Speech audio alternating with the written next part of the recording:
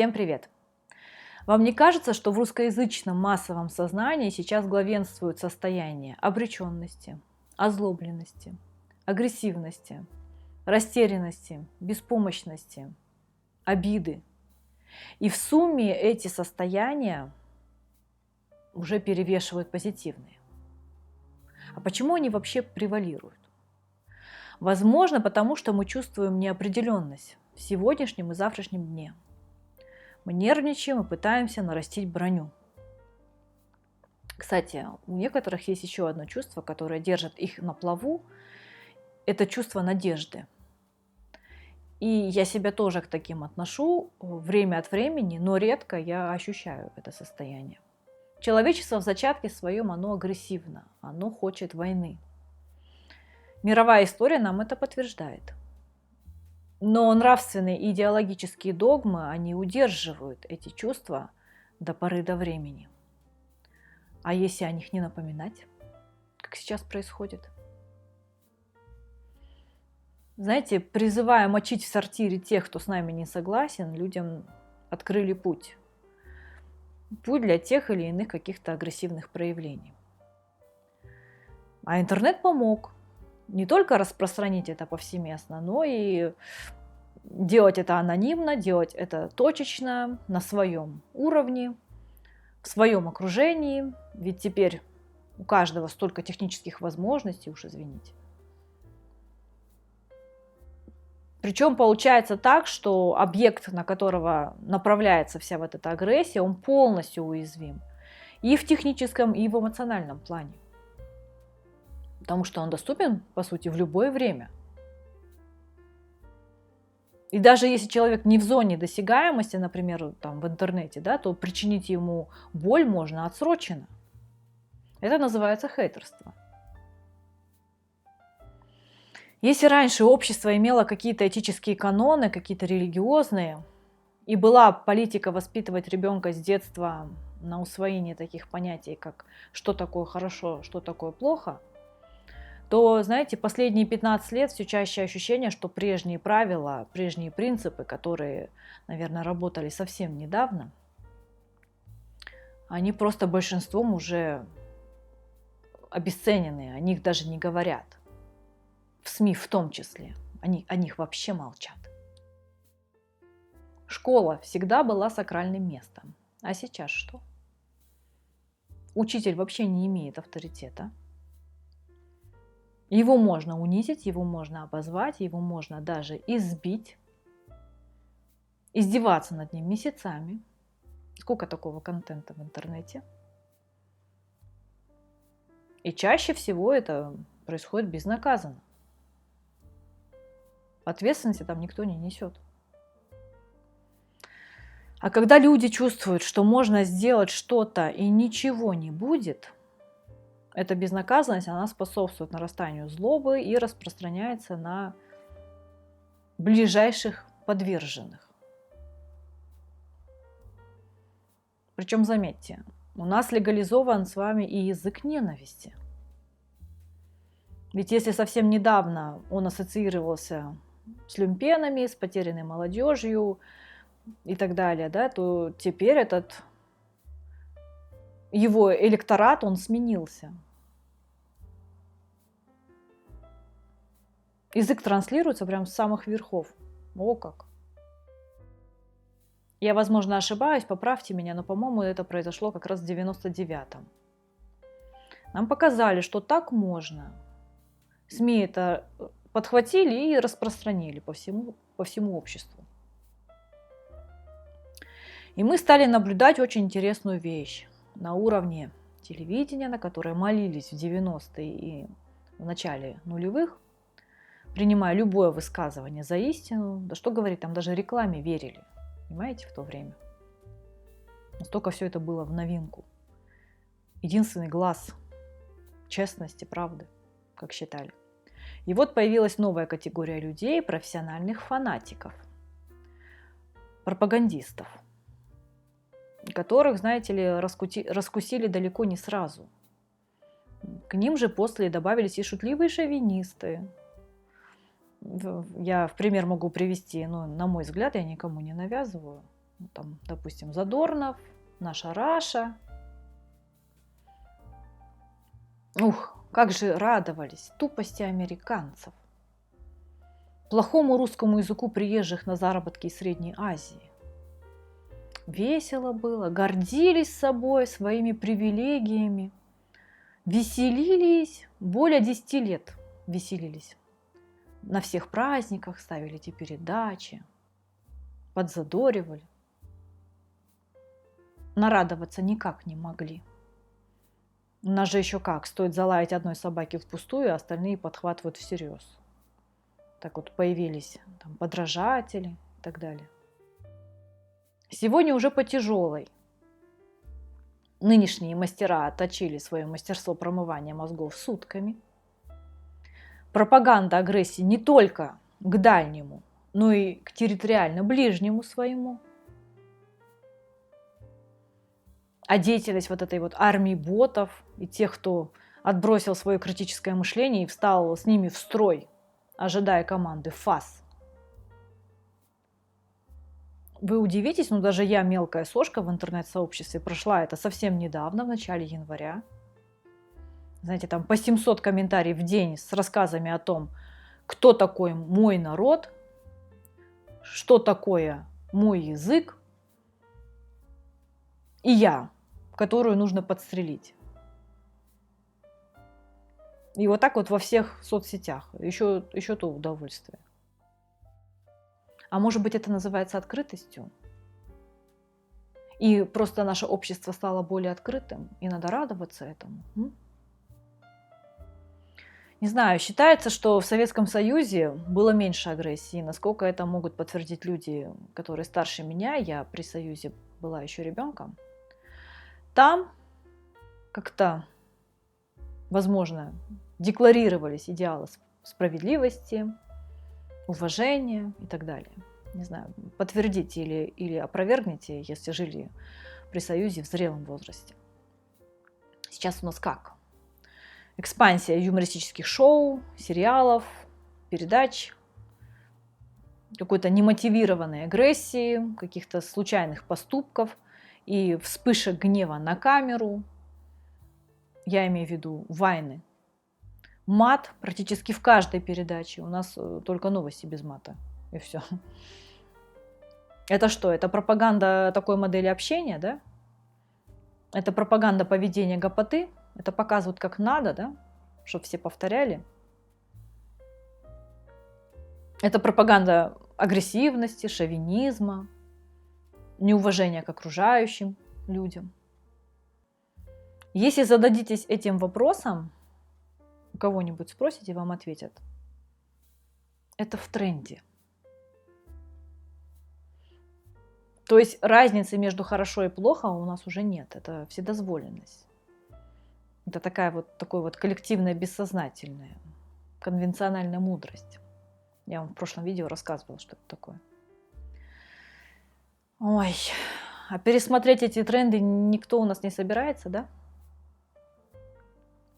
Этот шок-контент, он, наверное, соберет больше зрителей, он легче монетизируется, хлеба и зрелищ. Все как в Древнем Риме. Это в то время, как мир борется с расизмом, с нетерпимостью. Все это, подобный информационный шум, да еще и с таким посылом, да еще и в таком количестве, он, безусловно, способен отвлечь человека от настоящих проблем окружающей его действительности, от саморазвития, от культивирования в себе и своем ребенке, в своих детях каких-то ценностей. Получается, что если человек легко управляемый, не имеет внутреннего стержня, каких-то своих железобетонных ориентиров, он может и ассимилироваться. И так вот мы с вами теряем еще одного претендента. Культ денег, сакрализация потребления, трэш, животная сексуальность, юмор, построенный на унижении другого, вот это вот нынешние критерии больших рейтингов, а значит большого интереса. А значит успеха и денежного вознаграждения. У нас люди стали оценивать вещи не по их значимости, а по их стоимости. Иногда пытаешься парировать своими доводами, на что тебе отвечают, а вы зарабатываете столько, сколько условный объект? Нет? Ну тогда не имеете права осуждать его, потому что где деньги, там и правда. Ну да, я тот самый бумер, которого разорвало. Мгм. Как мне пишут подростки, ну знаете, мне от ваших язвительных, как вы считаете, комментариев вообще ни холодно, ни жарко. Мне уже все равно. Я уже согласна быть кем угодно. Да кем угодно я только уже и не была.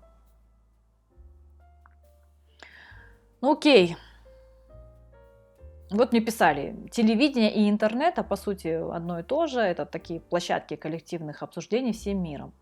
И, мол, они как каналы коммуникации просто перегружены всеми социальными функциями, всеми необходимыми, да, социальными функциями. И вот отсюда, мол, агрессия. Но посыл их контента от этого же не меняется. То есть что за связь такая между загруженностью и посылом? Концентрация, может быть? Но я с таким сталкиваюсь не только в интернете, раз на то пошло. Наверное, я не знаю. Государствам нужно поддерживать серьезные жанры, которые формируют у населения вкус, которые несут в массы культуру, культуру поведения и общения в том числе. Вроде бы это все элементарно, да? Возможно, есть и необходимость о принуждении к меценатству, как в западных странах. Но, наверное, просто упущено время. И получается, что в ситуации отсутствия внятной политики в этом вопросе и в условиях, когда на первый план у нас вышел культ денег и культ потребления, даже истинному творцу приходится заниматься вот этой вот массовой культурой, поскольку кто платит, тот и музыку заказывает. А как творцу жить-то? Что ему делать? Если покупатель решает, что купить, и выбор его очевиден. И вот так вот мы ассимилируемся, даже уже не потихонечку. А после уже интеграция будет. Поэтому, собственно, и истончился сам культурный слой, потому что молодежь это прекрасно понимает, что серьезным искусством прокормиться сложно. Воспитание культуры человека не входит в приоритеты государств. Это твое сугубо личное дело. А как можно полюбить то, чего ты не понимаешь? Сейчас в СМИ культурно-массовая тематика, да, она освещена у нас чаще всего чем? Скандалами. То итоги детского певческого конкурса сфальсифицировали, то балерину там сфотографировали с голым задом в своем саду. Новости культуры. И что мы видим? Мы видим созидание скандалов любыми способами. Отсюда коммерческий успех, отсюда стремление к хайпу, отсюда денежное вознаграждение и там вот по цепочке. Многие медийные персоны, они сейчас стараются как раз идти в ногу со временем, стараются подчиниться вот этим вот новым законам, новым стереотипам, и это уже давно не новость. А лидеры мнений у нас сейчас кто? Блогеры, да? А с чего вдруг? А почему не писатели, почему не художники, почему не знаю, там, доктора наук, изобретатели, математики, там, философы? Почему они молчат?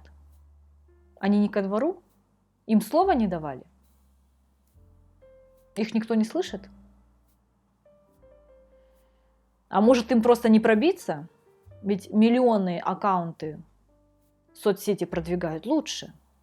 Лучше вместе с посылами их владельцев. В начале прошлого столетия цирк считался примером дурновкусия. Сейчас это уже культурный досуг. Так может быть, нынешние реалии массовой культуры – это вовсе не болезнь, а это такой вот естественный этап развития? Это мы с вами развились до такого. Или сейчас это просто модно? Вообще, можно ли говорить о модной культуре? кто из нынешних писателей, деятелей кино, музыкантов наиболее востребован? Как это определить? По профессионализму? По каким-то регалиям? По опыту? Нет, не угадали. У кого больше всего подписчиков в интернете?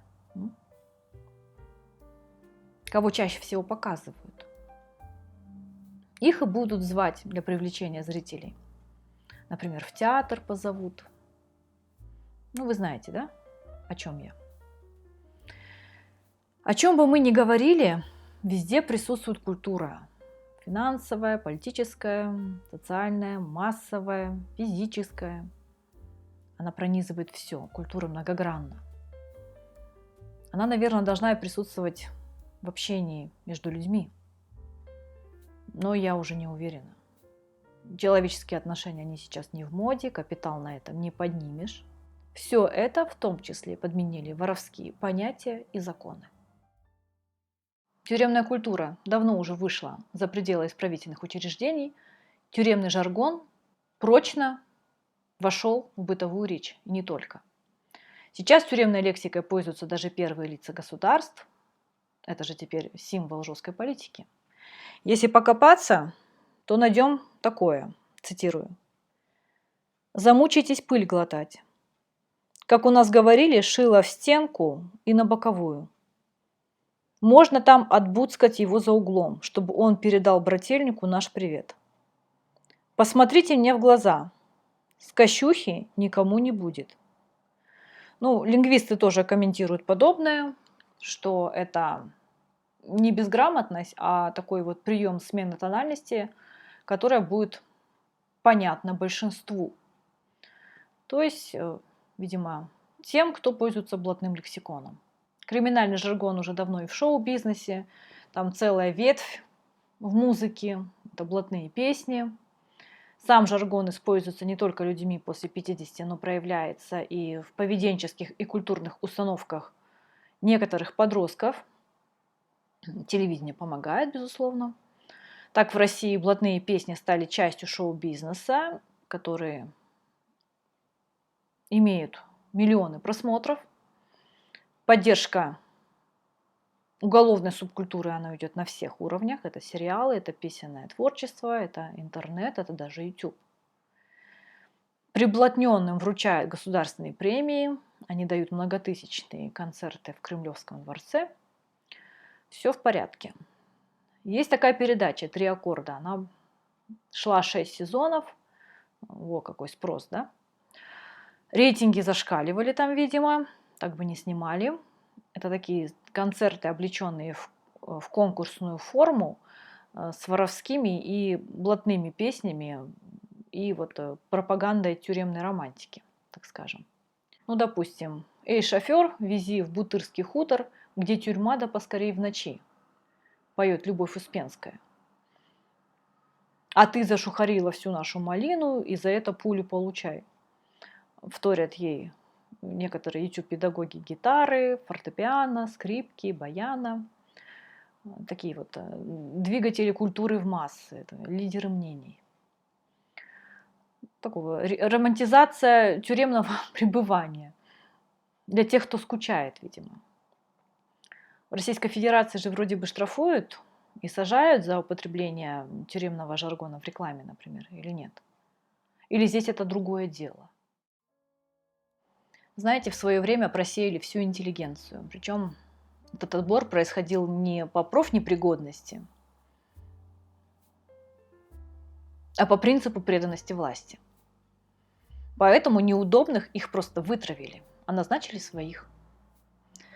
И теперь у нас интеллигенция в массе своей просто назначенная. Почему не стало больших произведений? Почему нет каких-то творческих прорывов? Потому что творцов превратили в обслуживающий персонал. Он теперь обслуживает тех, кто платит и заказывает музыку. Сами же они культурно ассимилируются. И у нас теперь как в ресторане, знаете, где на сцене стоят наемные музыканты, которые готовы сыграть любой хит по воле заказчика, который выдает плейлист того, что нужно играть. И угадайте, что в этом плейлисте. Нам такие плейлисты каждую неделю выдают. Сильные мира сего, они поддерживают жизнь по понятиям, они карают избирательно, защищая лояльных к ним людей и применяя закон к несогласным.